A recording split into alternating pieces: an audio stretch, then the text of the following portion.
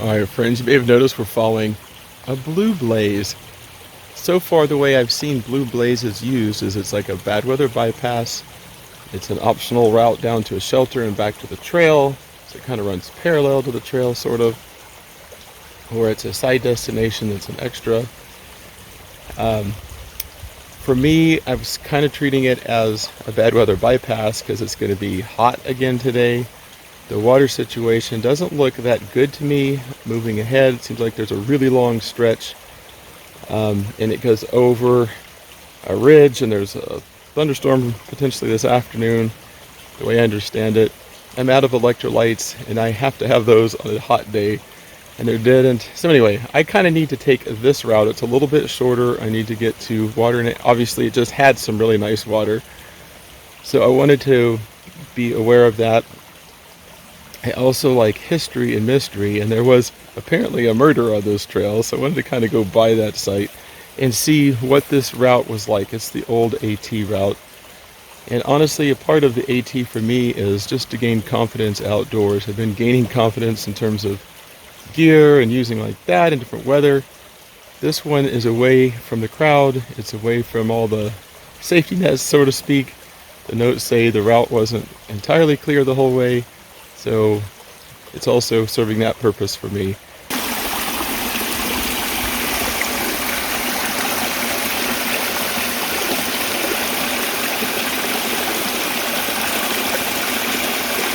That's really cool. Just goes down into the ground, disappears. Let's come back out to that stream crossing I just went across. So far I have to say I really like this old route.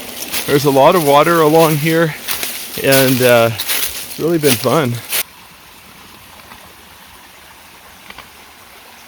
Yeah, for a hot day, this is the route for mishap. There's more shade, there's been a lot of water, been able to splash my face, and I really feel like this is the same difference as not going over the summit when there's a bad storm. I've also noticed that there's a difference in terms of equity on the trail. Some people have their trips financed by people. Some people have a lot more support than others. Some people have more time than others.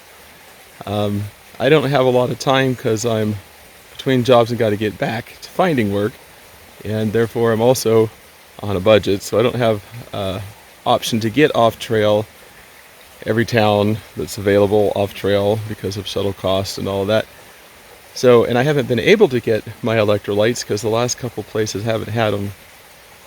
So at least I got some fluids the other day, but there wasn't any powders to take further along. So from an equity standpoint, makes sense and is fair.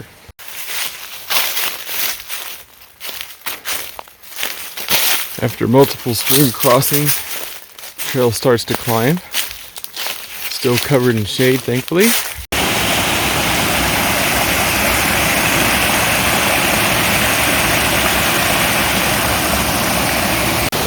I think this must be the 1.5 mile mark where this is the last water, I think, until the top. And then I think we have 4 miles without water after the top, so I'm gonna drink the rest of this 1 liter and then fill it up, get it purifying with a tablet, so I'll have water at the top.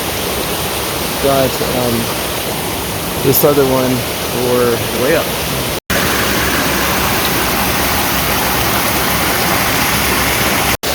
A perfect spot for me to sit, soak my feet, eat, and fill up my water bottle. Thank you, trail.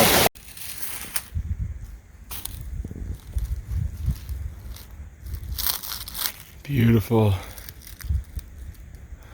Notes had mentioned there might be electrolytes on this road crossing, but they're not. They're all empty. Yeah, they're just kind of strewn all over. So I'll do a little trail cleanup and then continue up. We just climbed up quite a ways, and now we've crested. But look at that. We're going up that, I'm sure of it, because it goes all the way both directions. Another hiker had told me that it's actually a harder route because it goes pretty much straight up here, especially towards the end. So it's not like you're really getting off easy. And it's climbing pretty much straight up. I'm huffing and puffing.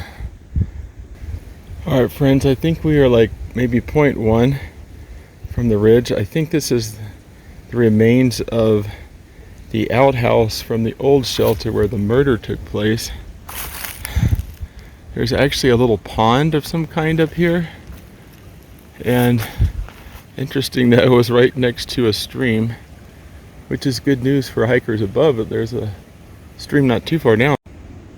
Just above those is the remains of, I am assuming, the shelter up there. Looks like a little bit of a stone foundation. Here's an old picnic table. A little bit closer view. It's all overgrown. I don't know if you can even get in there. It's like barbed wire. Very sad events here. Alright, if you can uncover the story and share the details with me, that would be good bedtime read for me. 6 o'clock, we made it to the junction with that Ribble Trail, and here's the AT. We have 4 miles to the shelter. It's 6 o'clock. It's going to be late getting there. Hopefully any storms hold off.